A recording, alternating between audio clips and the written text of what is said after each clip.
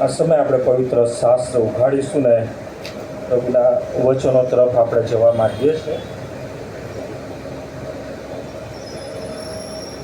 ગયા રવિવારે જે બાબત પ્રભુના વચનમાંથી આપણે જોઈ ગયા, માર્કની સુવાર્તા અને 6 અધ્યાય ને 5 થી 15 વચનો જે આપણે ગયા રવિવારે વાંચ્યા હતા, અને તેમાંથી આપણે ખાસ પ્રભુએ જે પ્રાર્થના કરવાને માટે આપણને જે બાબત શીખવી, અને બહુ જ પ્રેક્ટિકલી પ્રભુ ઈસુ ખ્રિસ્ત એ બાબત કરવા માટે કહે છે કે તમે આ પ્રમાણે પ્રાર્થના કરો.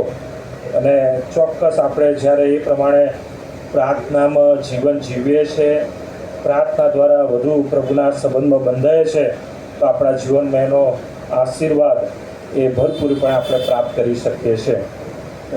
જેમ કે ગયા રવિવારે બાબત જોઈ ગયા કે પ્રાર્થના એ ખ્રિસ્તી વ્યક્તિ માટે એ ધર્મ કૃત્ય છે.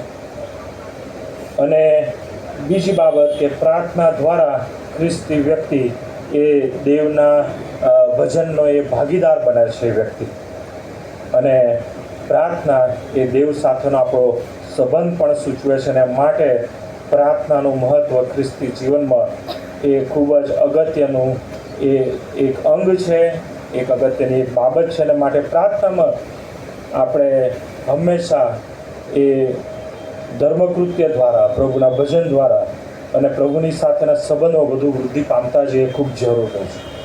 એના માટેનો કોઈ એવો ક્રમ નથી કે તમે આટલી વખત પ્રાર્થના કરો કે આટલો સમય પ્રાર્થના કરો, ના. પરંતુ બહુ જરૂરી છે કે તમે દિવસમાં ચોક્કસ આ બાબતની સભાનતામાં વધુ વૃદ્ધિ પામો, દેવ સાથેના સંબંધમાં. એ ખૂબ જરૂરી છે. અને માટે પ્રભુ ઈસુ ખ્રિસ્તે એ પ્રાર્થનાને મહત્ત્વ આપતા, પ્રાર્થનાનું મહત્ત્વ સમજાવતા પ્રાર્થના કરવાની બાબત આપણને શીખવી.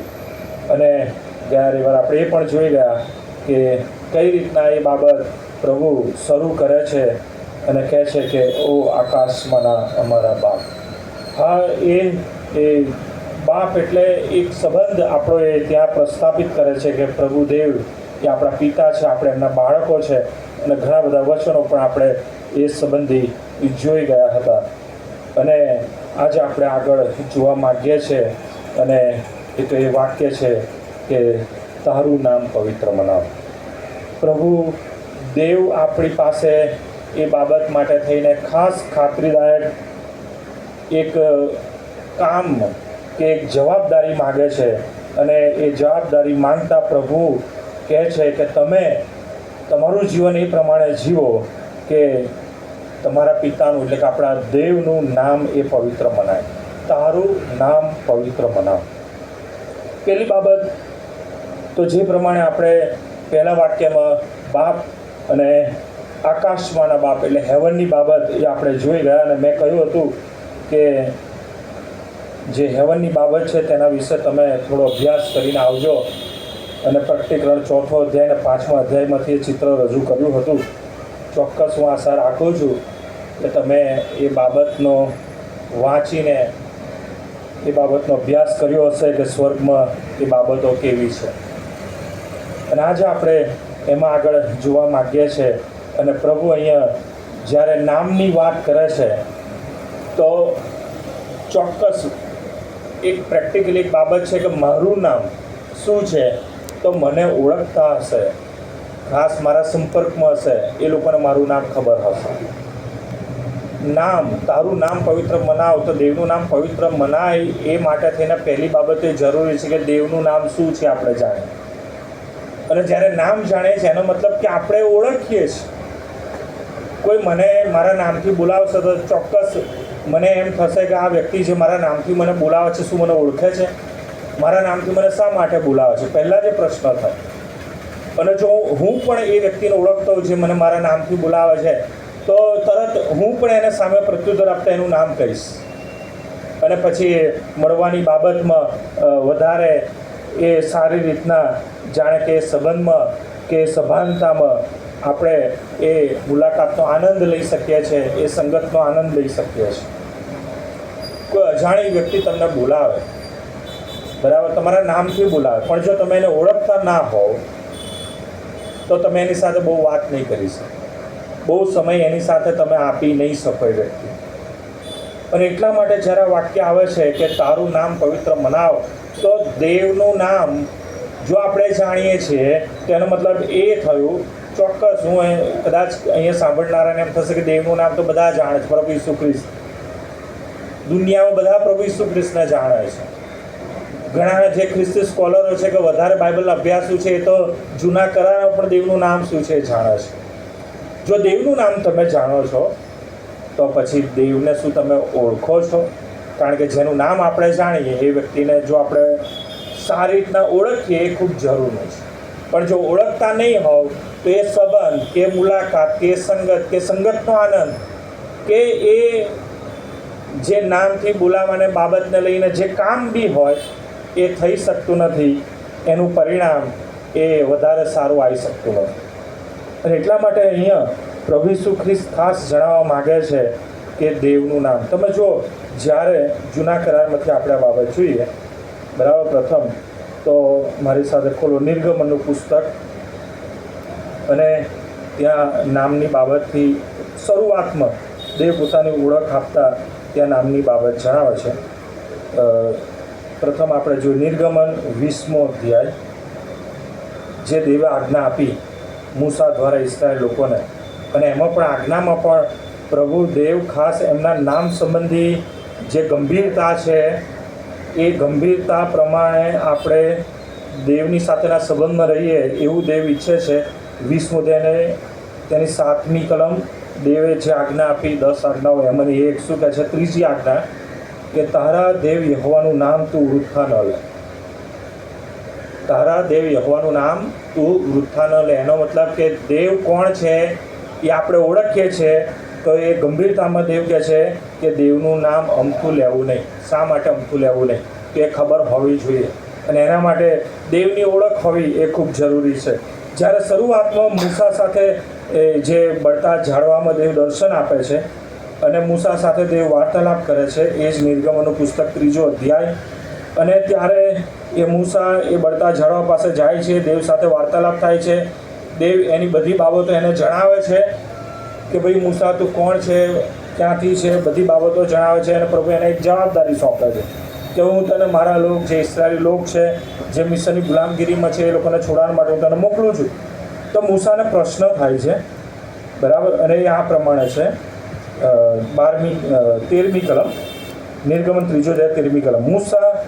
મૂસાએ દેવને કહ્યું કે જો હું ઇસ્રાયેલ પુત્રોની પાસે જઈને તેઓને કહું કે તમારા પિતૃઓના દેવે મને તમારી પાસે મોકલ્યો છે, અને તેઓ મને પૂછે કે તેનું નામ શું છે, તેનું નામ શું છે, તો તેઓને હું શું કહું? પછી દેવ એ બાબત વિશે ખુલાસો આપે છે મૂસાને. 14મી કલમ. અને દેવે મૂસાને કહ્યું હું જે છું તે છું. અને તેણે કહ્યું કે તું ઇસ્રાયેલ પુત્રોને કહેજે કે હું છું એ મને તમારી પાસે મોકલ્યો છે. કદાચ વાંચવામાં આપણને આ અઘરું લાગે કે હું છું એ મને મોકલ્યો છે. જો કે આને લઈને હિબ્રુ ભાષામાં જે દેવના નામનો જૂના કરારમાં અર્થ થાય છે, ક્યાંક એ યહોવા દેવના નામ સાથે એ જોડાય છે. જો કે એમાં આપણે બહુ જવા નથી માંગતા, પરંતુ દેવ અહીંયા જણાવવા માગે છે કે હું છું. જે બાબત કહેવા માગે છે કે હું છું, આઈ એમ, હું છું, એટલે એ પ્રેઝન્ટ કાળ દર્શાવે છે, એ હાજરી દર્શાવે છે.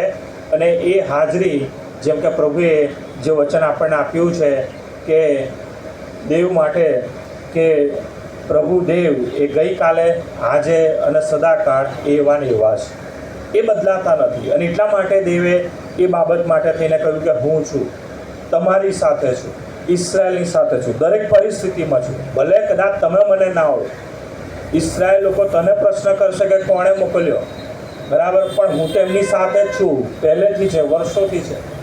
અને એટલા માટે ઇસરાયેલ પ્રજાને કહેવાના માટે મૂસાને એ આખી બાબતો કે કઈ રીતના ઇબ્રાહિમ, ઈસાક, ખરેખર જો તમે જોવા જાઓ તો ઉત્પત્તિનું પુસ્તક લખનાર કોણ? મૂસા. તો જ્યાં મૂસા એ બળતા ઝાડવાના સમયે જો દેવને ઓળખી નથી શકતો કે હું શું કહું, અને એ વ્યક્તિ ઉત્પત્તિના પુસ્તકમાં આદમ હવા વિશે લખે છે, એમના બાળકો વિશે લખે છે, નૂહના વિશે લખે છે, ઇબ્રાહિમ, ઈસાક અને યાકૂબ વિશે પણ લખે છે. એનો મતલબ એ થયો કે દેવે એને એ બાબતો જણાવી, દેવે એ બાબતોથી વાકેફ કર્યો કે તું આ જાણ. અને ઇસ્રાયેલ લોકોને કહે છે કે આ પ્રમાણે ખરેખર આખો ઇતિહાસ કે આ બાબતો છે, અને દેવે શરૂઆતથી આ પ્રમાણે તમારી કાળજી રાખી છે, સંભાળી રાખી છે તમારા બાપ દાદાઓથી. કેમ કે ઇસરાયેલી લોકો 400 વર્ષથી, આશરે 400 વર્ષના સમયમાં, મીન્સ કે 400 વર્ષોના સમય સુધી ગુલામગીરીમાં રહ્યા. 100 વર્ષમાં 4 પેઢી જતી, 100 વર્ષના સમયમાં 4 પેઢી જતી. ચોક્કસ આજે મને ખાલી મારા દાદાના પપ્પાનું નામ ખબર છે, પણ એમના સંબંધી જો બહુ ડીપલી પૂછવામાં આવે તો હું કે એટલી બધી હકીકત જાણતો નથી. આજના આ વિકસિત સમયમાં કે આધુનિક સમયમાં કે જ્યાં બધું આપણી પાસે સાધન સંપત્તિ હોય તેમ છતાં તો 400 વર્ષમાં તો કેટલી બધી પેઢી જતી રહી. અને એ લોકોની પાસે તો કોઈ જ્ઞાન પાસ કરવાની કોઈ બાબત હતી જ નહીં. ઇસ્રાયેલ લોકોની પાસે તો ગુલામગીરીમાં હતા. એક જ કામ કરવાનું, સવારે ઉઠો અને ઈંટો પાડો અને એને ભઠ્ઠામાં પકવો, બસ એ જ કામ, મજૂરી કરો. અને માટે ઇસ્રાયેલ પાસે મોકલતા મૂસાને બધી બાબતોથી તૈયાર કર્યો અને મૂસાને કહ્યું કે હું છું એ મને મોકલ્યો છે, એ પ્રમાણે તારે કહેવું. અને એ પ્રમાણે મૂસા જાય છે. કેમ જાય છે? કેમ કે મૂસાને એ બાબતથી એ ખાતરી થઈ કે ના, દેવ મારી સાથે છે. જોકે ત્યાં વચન બી છે, તમે 12મી કલમ વાંચો તો મૂસાને પહેલાં એ વચન આપવામાં આવે છે કે હું નિશ્ચય તારી સાથે હોઈશ, હું તને મૂકી દઈશ કે તજી દઈશ. અને આ પ્રાર્થનાની ખાતરી એ આપણે આ જ પ્રમાણે પ્રાપ્ત કરવાની છે. પ્રાર્થનામાં જ્યારે આપણે દેવ સાથેના સંબંધમાં જોડાઈએ છીએ તો દેવ તરફથી આપણને ખાતરી મળે છે કે હું છું, આઈ એમ હિયર, હું છું, ક્યાં છું, હું તારી સાથે છું, હું તમારી સાથે છું. એ પ્રાર્થનામાં આપણે દેવની હાજરીનો એ સાક્ષાત અનુભવ થવો જોઈએ. પ્રભુ આપણી વાત સાંભળી રહ્યા છે, આપણે પ્રભુની સાથે વાત કરી રહ્યા છે, એ ખાતરી થવી જોઈએ. અને ત્યારે એ સંબંધ બહુ જ આશીર્વાદિત બને છે. એ પ્રાર્થનાની સંગત એ બહુ જ આશીર્વાદ લાવનારી બને છે. એ પ્રાર્થનાની દેવ સાથેની એ સંગત એ બહુ જ પરિણામ લાવનારી બની રહેશે. અને પછીની બાબત છે કે તારું નામ પવિત્ર મનાવો. તમે જુઓ, નામની બાબતમાં દેવને ઓળખવું, દેવની સાથેના સંબંધથી, દેવની હાજરીની અને દેવને ઓળખવાની જે ખાતરી થવી એ ખૂબ જરૂરી છે. જૂના કરારમાં જેમ દેવે મૂસાને કરાવડાવી એ જ પ્રમાણે નવા કરારમાં પણ છે. નવા કરારમાંથી વચન જોઈએ તો યોહાનની સુવાર્તા 17મો અધ્યાય. અને તમે જુઓ, દેવ પોતે એટલે કે પ્રભુ ઈસુ ખ્રિસ્ત જ્યારે પ્રાર્થના કરે છે તો કયા પ્રકારની ખાતરીથી પ્રાર્થના કરે છે. મેં ગયા રવિવારે પણ કહ્યું હતું, 17મો અધ્યાય, યોહાનની સુવાર્તા 17મો અધ્યાય. પ્રભુ ઈસુ ખ્રિસ્ત એ પ્રાર્થના કરે છે અને એ પ્રાર્થનાની સાથેની જે બાબતની ખાતરી છે આ પ્રમાણે છે. 17મો અધ્યાય 3જી કલમ, અનંત જીવન એ છે. અનંત જીવન શું છે? આપણે બધાને એ ઈચ્છા છે કે આપણે અનંત જીવન પ્રાપ્ત કરીએ. અનંત જીવન શું છે? તો પ્રભુ ઈસુ ખ્રિસ્ત પોતે જણાવે છે. અનંત જીવન એ છે કે તેઓ, એટલે કે જે પ્રભુના પસંદ કરેલા છે, જે પ્રભુની સાથેના સંબંધમાં જોડાયેલા છે, જે હંમેશા દેવ આપણે પ્રાર્થના સહિત વિનંતી કાલાવાલા કરે છે. અનંત જીવન એ છે કે તેઓ તને એકલા ખરા દેવને તથા ઈસુ ખ્રિસ્ત જેને તે મોકલ્યો છે તેને ઓળખે. પ્રભુ ઈસુ ખ્રિસ્ત પણ આ બાબત જણાવે છે કે અનંત જીવન એ છે દેવની ઓળખ. કયા દેવની? તો દેવ બાપની ઓળખ અને પ્રભુ ઈસુ ખ્રિસ્તની ઓળખ. તો જો ખ્રિસ્તી વિશ્વાસ જ એક એવી થિયોલોજીની બાબત છે કે જેમાં બહુ બધા ફાંટા અને પંથ છે. આરસી અલગ ને, પેન્ટિકોસ્ટલ અલગ ને, પ્રોટેસ્ટન્ટ અલગ ને, યહોવાના સાક્ષી અલગ ને, ઓર્થોડોક્સ અલગ ને, સિરિયન અલગ ને, ઓનલી જીઝસવાળા અલગ ને, ઓનલી હોલી સ્પિરિટવાળા, કેટલા બધા તમે પુષ્કળ. કેમ? દેવ તો એક જ છે. અને દેવને જો ઓળખીએ છે તો પછી દેવની આવી જુદી જુદી સમસ્યામાં એનું કારણ કે ઘણી વખત ખરેખર દેવને જે પ્રમાણે ઓળખવાના છે એ પ્રમાણે ઓળખવામાં માણસ કમતી માલુમ પડે છે. પ્રભુ ઈસુ ખ્રિસ્ત બહુ સ્પષ્ટ કહે છે, અનંત જીવન એ છે કે તેઓ તને એટલે એકલા ખરા દેવને અને ઈસુ ખ્રિસ્ત જેને તે મોકલ્યો છે તેને ઓળખે. હજુ પ્રભુ ઈસુ ખ્રિસ્ત કહે છે એ ઓળખ વિશે. આ ઓળખ કઈ રીતના પ્રાપ્ત કરી શકાય? પ્રાર્થનામાં જતાં પહેલાં જ્યારે આપણે કહીએ ઓ આકાશમાંના અમારા બાપ, તારું નામ પવિત્ર મનાવ. તો જ્યારે એ બાબત આપણે કહીએ છીએ તો એ પહેલાં આપણે આ સંબંધમાં આ ઓળખમાં આવવાની જરૂર છે, અને એ તો છે યોહાનની સુવાર્તા અને તેના 14મા અધ્યાયમાંથી આપણે એ વચનો જોઈએ. પ્રભુ ઈસુ ખ્રિસ્ત પોતે કહે છે કે તમારે આ પ્રમાણે સંબંધમાં આવવું ખૂબ જરૂરી છે. કયો સંબંધ? તો ત્યાં તમે જુઓ યોહાનની સુવાર્તા 14મો અધ્યાય અને 15મી કલમ જે આ પ્રમાણે જણાવે છે. 15મી કલમ, જો તમે મારા પર પ્રેમ રાખો છો તો મારી આજ્ઞાઓ પાળશો, અને હું બાપને વિનંતી કરીશ ને તે તમને બીજો સંબોધક તમારી પાસે સદા રહેવા માટે આપશે, એટલે કે પવિત્ર આત્મા. આગળ 17મી, એટલે સત્યનો આત્મા જેને જગત પામી નથી શક્યું તે. કેમ જગત નથી પામી શકતું? કારણ આપે છે આગળ. કેમ કે તેને તે જોતું નથી અને તેને ઓળખતું નથી.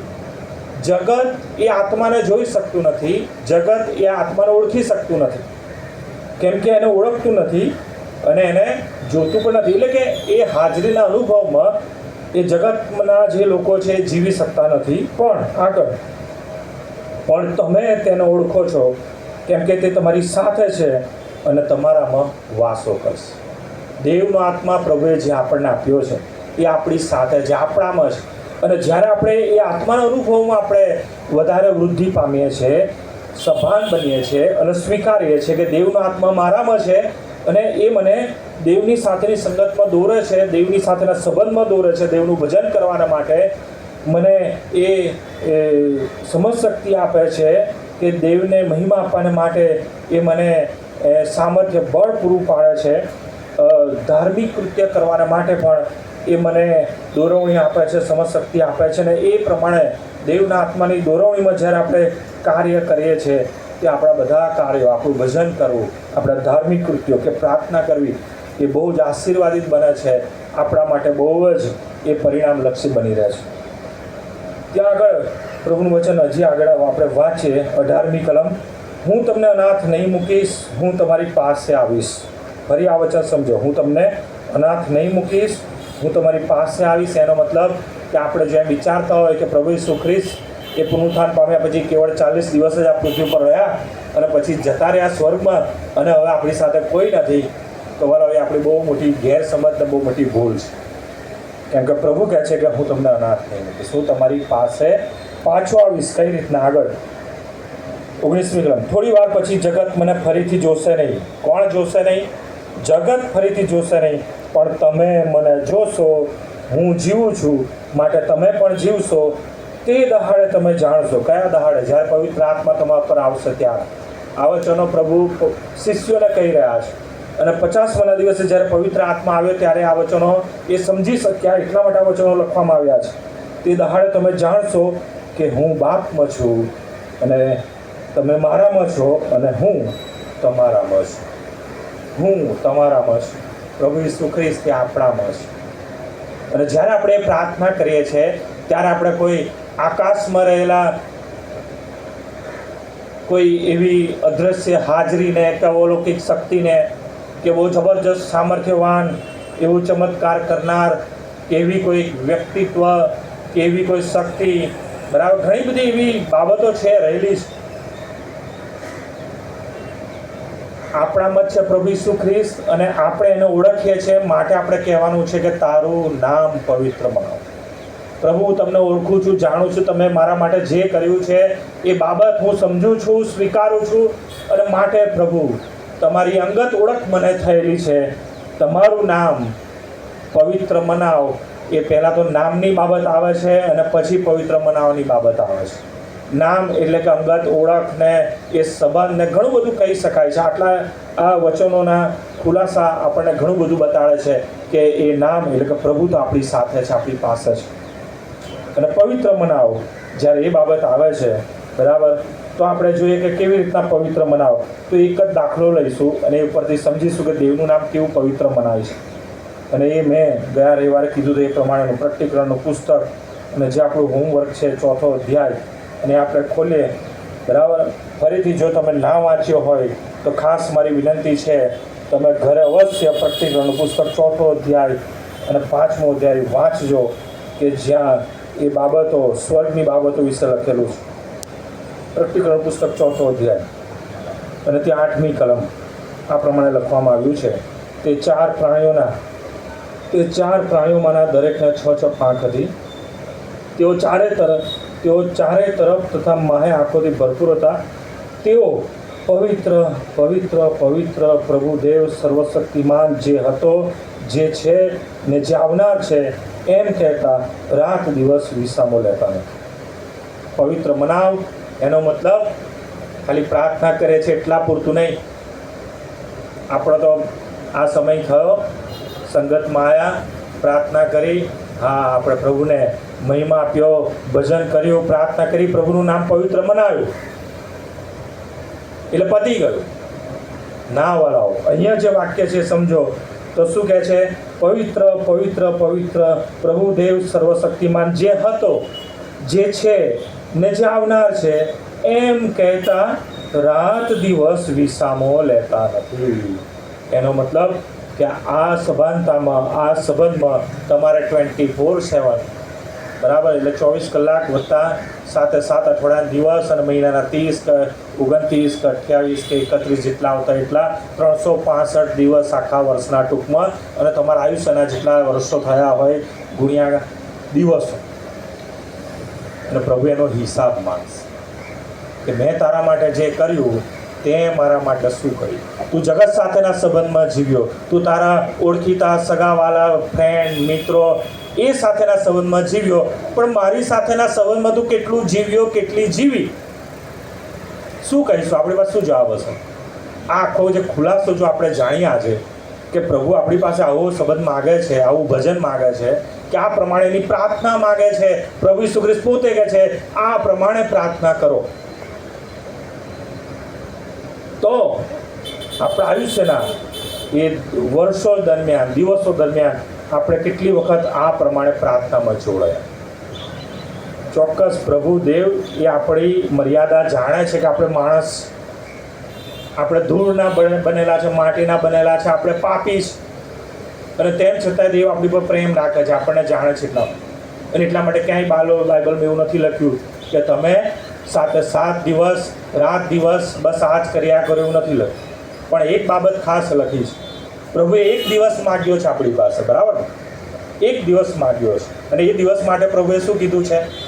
સાબત દિન કેવો મનાવો? સાબત દિન પવિત્ર મનાવીશું, દેવનું નામ પવિત્ર થશે ને ત્યારે આપણી આ પ્રાર્થનાની જે પ્રોસેસ છે ને પૂરી થશે. દેવ આમ ખરું કરશે કે હા, સ્કૂલમાં ભણ્યા છે ને આપણે બધા ખ્રિસ્તી સમાજના લોકો, એજ્યુકેશનમાં બહુ સારું છે, બરાબર? આ ખરાનું નિશાન બહુ જરૂરી છે. જો એ ના થયું ને તો બહુ પ્રશ્નો થશે જે હાલમાં થઈ રહ્યા છે. સેટિસ્ફેક્શન જરૂરી છે, તમારી ફરજમાં આવતી બાબતો કરવી જરૂરી છે. તમે એમ કહો મને કોઈએ કીધું નહોતું એમ કરીને તમે બચી શકતા નથી, તો એ બાબતનો આશીર્વાદ મળશે. અને દેવ કહેશે કે ચોક્કસ, ભલે આપણે પાપી છે, દેવ સમજે છે, આપણે માણસ છે, દેવ સમજે છે, આપણે માટીનું બંધારણ છે, દેવ એ પણ સમજે છે, પણ દેવ આપણી પાસે માગે છે કે મારું નામ પવિત્ર મનાવો. એ ક્યારે તમે મનાવ્યું? તમારા અંગત જીવન દ્વારા, તમારી ભક્તિ દ્વારા, તમારા ભજન દ્વારા, તમારા ધાર્મિક કૃત્ય દ્વારા. પ્રભુ એ જોઈ રહ્યા છે. ઓ આકાશમાં અમારા બાપ, તારું નામ પવિત્ર મનાવો. ઘણો બધો બાઇબલના એ ખુલાસા આપણે ઘણા બધા વચનોથી જાણી શકીએ છીએ. આ પવિત્ર મનાવવાની બાબત જે છે ને, શબ્દ હોલી એટલે કે પવિત્ર, કે પવિત્રતા, કે પવિત્રાય, ટૂંકમાં એને લગતા જેટલા બી શબ્દો હોય એટલા બાઇબલમાં કેટલા શબ્દો છે ખબર છે? 600 થી 900 એવા શબ્દો છે કે જેમાં પવિત્ર શબ્દોનો અર્થ સમાયેલો છે. આખા બાઇબલમાં 600 થી 900 વખત, 600 વખત એઝ ઇટ ઇઝ પવિત્ર. અને એટલા માટે દેવ કહે છે કે તમારો દેવ પવિત્ર છે, માટે તમે પણ કેવા થાવ? પવિત્ર થાવ. તમે જૂના કરારમાં જ્યારે ઇસ્રાયેલ પ્રજાનો ઉલ્લેખ સંબંધી તમે વાંચો તો દેવ વારે વારે એ બાબત કહે છે. ઘણા બધા વચનો છે, હું ખોલાઈને વંચાઈ શકું છું, પણ એક જ મિનિટમાં હું પૂરું કરીશ. વારે વારે દેવ કહે છે કે હું પવિત્ર છું, માટે તમે પવિત્ર થાવ. ઇસ્રાયેલ પ્રજાને વારે વારે કહે છે મૂસા પણ કહે છે તમારો દેવ પવિત્ર છે, માટે તમે પવિત્ર થાઓ, શુદ્ધ થાઓ. નવા કરારમાં પણ પ્રભુ એ જ માગે છે કે તારું નામ પવિત્ર બનાવો.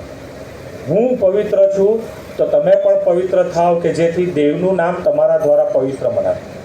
પણ જો મારા જીવનમાં ક્યાંય કોઈ એવી પવિત્રતાની બાબત નથી, કેમ કે દેવે આપણને પવિત્ર કર્યા છે. આપણા પાપ પૂર્વથી પશ્ચિમ જેટલું દૂર છે એમ પ્રભુએ દૂર કરીને આપણને એની પવિત્રતાથી ઢાંકી દીધા છે. અને માટે એ રોમના પત્રમાં લખવામાં આવ્યું છે કે જેનું પાપ ઢંકાઈ ગયું છે તેને ધન્ય છે, જેના લેખે દેવ પાપ નહીં ગણે એ માણસને ધન્ય છે. કેટલો મોટો આશીર્વાદ, એક પ્રાર્થનાનો કેટલો મોટો આશીર્વાદ. અને પ્રભુ ઈચ્છે છે કે તમે સંબંધમાં જીવો, તમે પ્રભુના સાથેના એ સંબંધમાં, કેમ કે દેવની અંગત ઓળખ, દેવનું નામ આપણે જાણીએ છીએ, દેવને ઓળખીએ છીએ, દેવ આપણી સાથે છે, એના વચન પ્રમાણે આપણને કદી પણ મૂકી દેતો કે તજી દેતો નથી. માટે એ સંબંધમાં જીવીએ.